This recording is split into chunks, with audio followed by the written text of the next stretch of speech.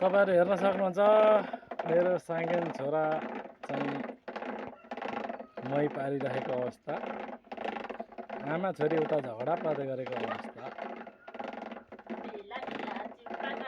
Dance पनि गरेको अवस्था।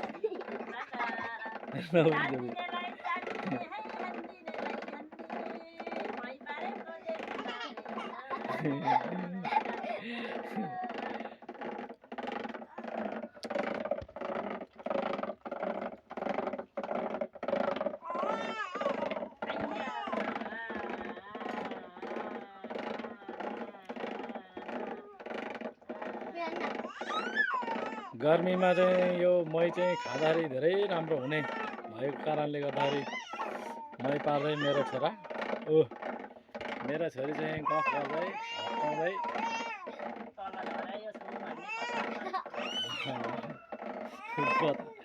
के हो कथा यस्तो साह्रो।